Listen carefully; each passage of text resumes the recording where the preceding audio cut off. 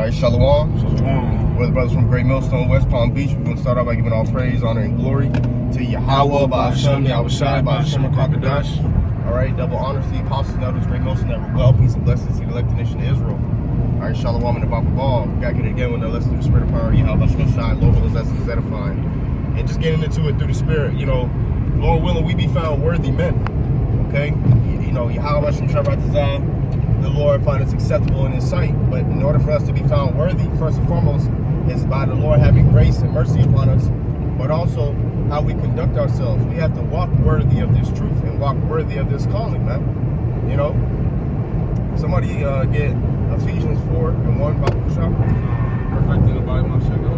Nah, Ephesians 4:1. Ephesians, the 4th chapter, verse 1, it reads, I therefore, the prisoner of the Lord, beseech you, that ye walk worthy of the vocation wherewith you are called. Right. So we're supposed to walk worthy of this vocation wherewith we've been called. Vocation goes into the word calling. So we have to walk worthy of this calling. All right? You know? And that goes into our conduct and how we move. You know? You guys got another one? Okay. This is 2 Corinthians, the 13th chapter, verse 5, and it reads, examine yourselves whether ye be in the faith.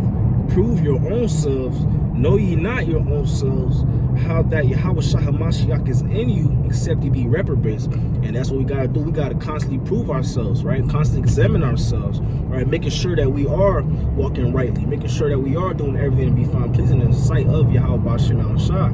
You know, when we in this truth, in this ministry, we have to walk on eggshells, man. All right, because, you know, that's that fear. You know, having that fear is going to be the reason why he's walking on those eggshells, man. Because we want to make sure that we're doing everything to make sure that we are beamed up on those chariots, man. Like the brother's going into, you know, there's many enchantments in this world, you know, especially as we get to the end of days, you know, these enchantments and these demons, they grow. And, you know, we can't crumble to them. You know, the Lord put us in Babylon to make it about this place, you know, not to fall short of this place. The book of 2 Timothy chapter 2, verse 3, thou therefore endure hardness as a good soldier of Yahweh Shah HaMashiach. And, you know, when you're a soldier, you have tunnel vision. You know, you're not in the battle worrying about your wife and cotton candy. You know, you're worrying about the end goal and what the soldier, or not with the soldier, but with the colonel or whoever the head boss is told you what to do. And you know who the head boss is, and his only begotten son, and his men, you know, that are setting examples for us. That's right, man. So we can't crumble to this world. We gotta, like the brother say, you know, put on as hardness. That's good soldier from my check your shot. That's right. Can you actually keep reading on that, Bible shop? I got you. Verse 4. And it reads, no man that warreth entangleth himself with the affairs of this life, that he may please him whom hath chosen him to be a soldier. Right, so we can't get entangled with the affairs of this life. We can't get caught up, you know, 1 foot in the world, 1 foot in this truth, man. All right, we have to be solely focused and locked in on Yahweh Ba'Hashem Yahushai. And Bible Shah, can you line up Luke 21? Okay. Or somebody line up for me Luke 21 and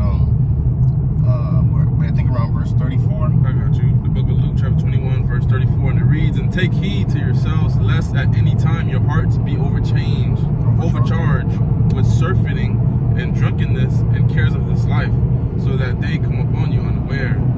Right, so we can't get caught up unawares, you know. And if you're walking worthy of the calling, if you're moving the way you're supposed to be moving in this truth, the day of the Lord's not going to come upon you as a thief in the night. The day of the Lord's not going to come upon you unawares, because you're not getting caught up with the affairs of this life. Surfeiting, drunkenness, cares of this life, that'll all make you unfruitful. The scriptures speak about the seed sown among the thorns that got choked up because of the cares of this world. All right, and the deceitfulness of riches. Precept. This is Keep holding that. I got you. Oh, is it still on there? There's a little more, but Oh, go ahead. You can finish it off. Okay. Verse 35, and it reads, for as a snare shall it come on all of them that dwell on the face of the whole earth. Right. So the day of the Lord can come as a snare, man. And if you ain't paying attention, you get caught lacking out here. But keep reading verse 36, Bible. Verse 36, watch ye therefore and pray always, that ye may be accounted thy to escape all these things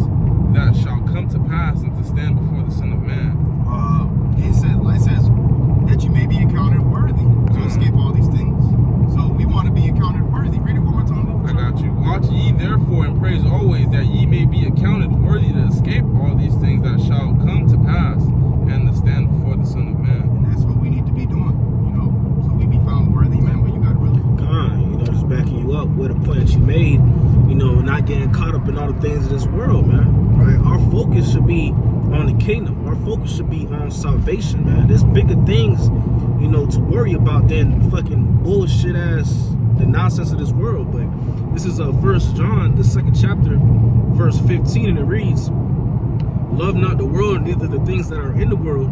If any man love the world, the love of the Father is not in him. For all that is in the world, the lust of the flesh and the lust of the eyes and the pride of life is not of the Father, but is of the world."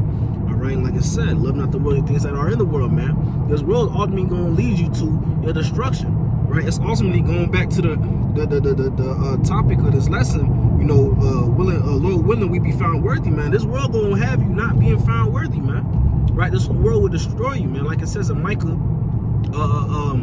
I believe the 2nd chapter, if I'm not mistaken, where it says arising apart. That's Micah 2. Yeah, Micah 2 and 10. Come on, Micah the 2nd chapter, verse 10, right? Arising apart, right? Because this place is not your rest. It's trying to pollute you, even with the shore of pollution, destruction. You know, it's like, let me pull it out just to not butcher it. 1 second here. Micah the 2nd chapter, verse 10, and it reads, "Arising and depart, for this is not your rest, because it is polluted. It shall destroy you, even with the sword of destruction." Right? That's what this world's gonna do, man. Right? This world will destroy you, man.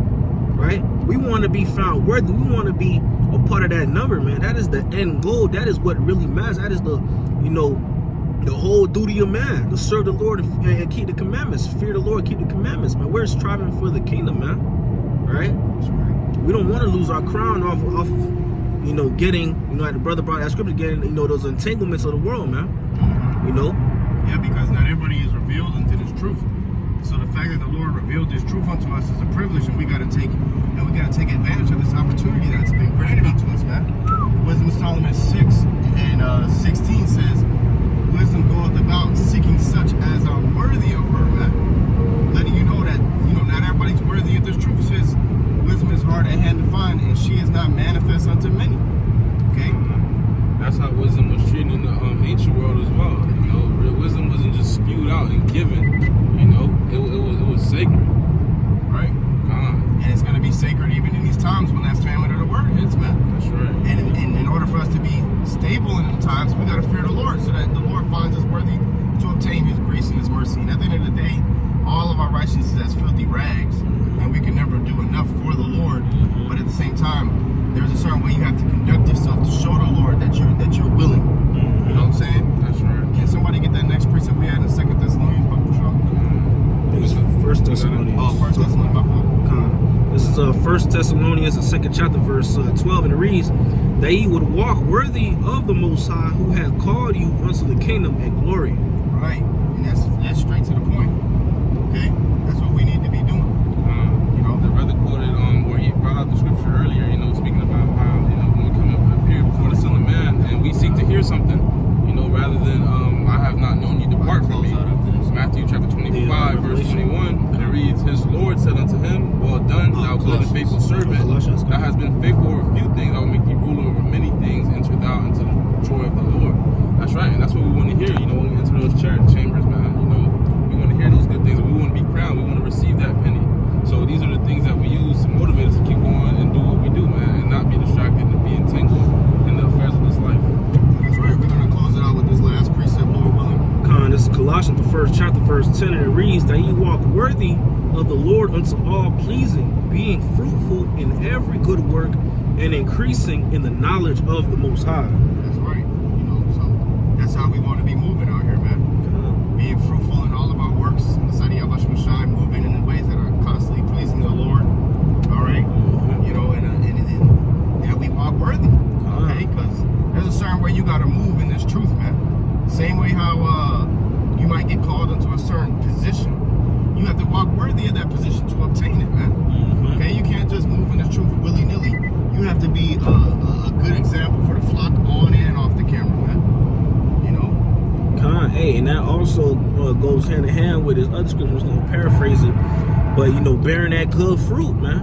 You know, being fruitful. You know, bearing that good fruit. If you're not bearing that fruit, what's gonna ultimately happen? The Lord gonna take that spirit from you, man. Right. So we want to constantly make sure that we're using this wisdom, using those talents, not wasting those talents, man. You know, not neglecting the gift that was given unto us, man. Because like the brother was going into earlier, right? The few people receive this truth, man. Right? Like the scripture says, many are called, but few are chosen, man. Right. All right. So we cannot take this for granted. harvest. What do you say back there, The brother? harvest is many, the laborers are few. Right. That's right. So, you know, we're going to close out with that. All right. Abraham Zazas was edified. I'm going to give all praise, honor, and glory to you. Yahweh Ba'ashem Yahushai Ba'ashem Kakadash. Double honor, stay positive, never trade, most never above. Peace and blessings to you like the